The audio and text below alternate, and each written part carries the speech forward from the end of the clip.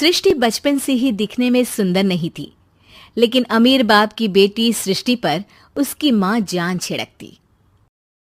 मेरी बेटी कितनी प्यारी है, भगवान सबको सृष्टि जैसी बेटी दे। सृष्टि धीरे धीरे बड़ी होती है।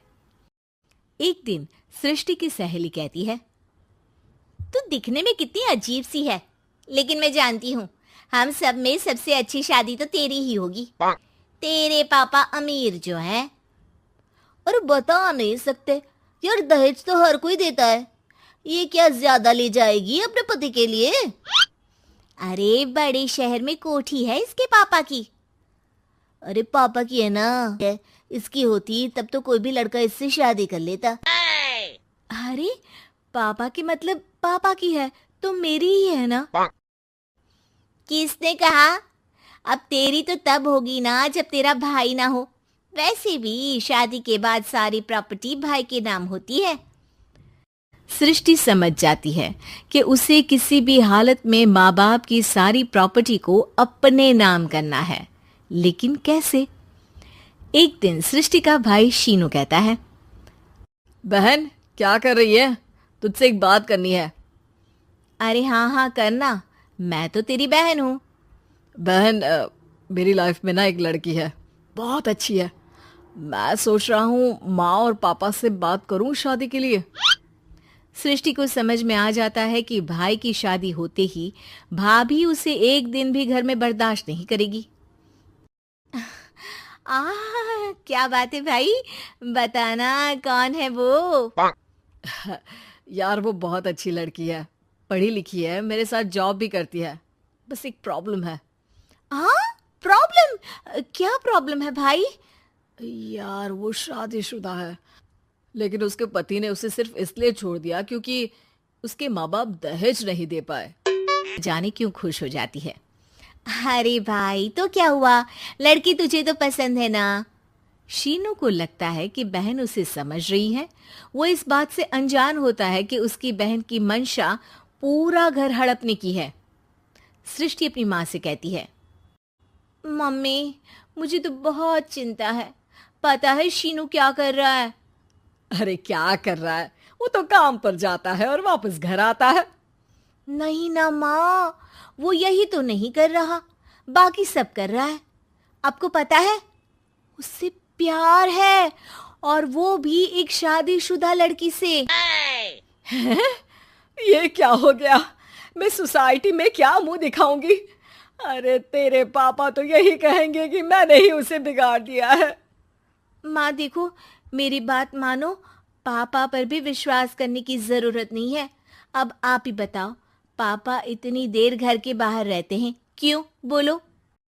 अरे बेटा वो तो नौकरी करते हैं ना। तू बहुत भोली है माँ। पापा का ऑफिस तो 7 बजे खत्म हो जाता है, लेकिन देखो कितनी देर से आते हैं। अरे नहीं बेटा, ऐसी कोई बात नहीं है। सृष्टि माँ को एक औरत से बात करते पिता की फोटो दिखाती है। देखो माँ, कैसे हैं पापा? मैं ना कहती थी कि पापा सही नहीं है। मैं तेरे पापा से बात करूंगी, दे फोटो मुझे। ओ माँ, वो तो डिलीट हो गई। लेकिन चल, तूने तो देख लिया ना। पापा से बाद में बात कर लेना, और हाँ, मेरा नाम बिल्कुल मत लेना। हाँ माँ। अब क्या था, सृष्टि के माँ और पिता के बीच झगड़ा होना शुरू हो जाता है। सृष्टि के मन में क्या चल रहा था कोई नहीं जानता था। एक दिन, माँ सृष्टि के लिए एक लड़का देखा है, वो लोग शाम को उसे देखने आने वाले हैं।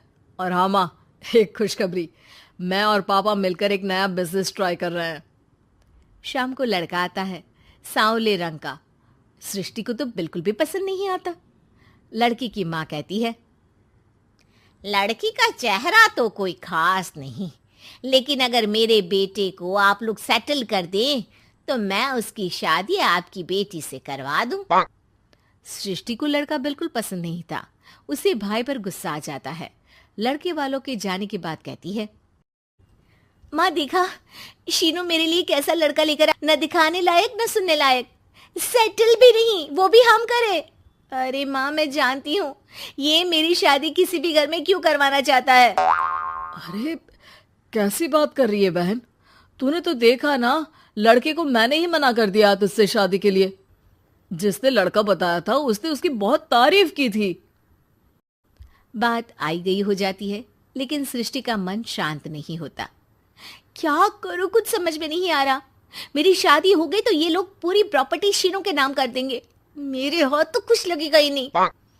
तभी सृष्टि को आइडिया आता है। वो किसी वकील को फोन करती है। जी देखिए, अगर आपके मम्मी पापा का तलाक हो जाता है तो आपके पिता की आधी प्रॉपर्टी आपकी माँ के नाम हो जाएगी, फिर उसे वो किसी को भी दे सकती है। सृष्टि अब माँ को बेटे के खिलाफ भरती है। माँ, शीनू पर नजर रखा करो, वो जिस लड़की के प्यार में है ना वो शादीशुदा है। यहाँ आएगी, सारा पैसा रुपया जमीन जायदाद सब हड़प लेगी। पापा का भी हाल तुमसे छुपा नहीं है। ऐसा ना हो कि मैं और आप एक दिन सड़क पर भीख मांगे। हे भगवान, मैं तो जीते जी मर जाऊंगी अगर ऐसा हो गया तो। ऐसा हो गया नहीं माँ, ऐसा ही होगा। अभी समय है, आगे का सोच लो। मैं तो कहती हूँ पापा से आधी प्रॉपर्टी लेकर अलग हो जाओ। पापा की आधी प्रॉपर्टी भी हम लोगों को अगर मिल जाती है, अगले 7 जन्म सफल समझो। बेचारी माँ बेटी के कहने पर पति से तलाक लेकर अलग हो जाती है। सृष्टि अब पैसों से गाड़ी और अपने दूसरे महंगे शौक पूरे करने लगी। उसके दोस्त भी उसके पैसे इस्तेमाल करते। सृष्टि, कल तुम कहाँ थी? मैं सारा दिन घर पर अकेली थी। तो मैं क्या करूं? मैंने ठेका तो नहीं लिया है ना तुम्हें संभालने का। माँ को सृष्टि से ये उम्मीद नहीं थी। वो बैठकर रोने लगती है। वहीं उसका पति यानी कि सृष्टि के पिता आ जाते हैं। मैं जानता था कि तुम्हारा यही हाल होगा, तो आपने मुझे रोका क्यों नहीं? मैं रोकता तो तुम रुकती क्या? सृष्टि के कहने पर तुमने मुझ पर अपने बेटे पर शक किया, लेकिन तुम ये भूल गई कि कैसे हम दोनों ने मिलकर जीवन में इतना सब खड़ा किया। माँ पति के गले लग जाती है। मुझे माफ कर दीजिए, मैंने आपकी कमाई का एक बड़ा हिस्सा गवा दिया। कोई बात नहीं, तुम साथ हो तो मैं ऐसी 7 प्रॉपर्टी खड़ी कर दूंगा। तभी वहां सृष्टि आ जाती है रोते हुए। माँ, मयंक ने मुझे छोड़ दिया। वो बोल रहा था जब तक मेरे पास पैसे थे तब तक ही वो मेरे साथ था। पापा, माँ, मुझे माफ कर दीजिए।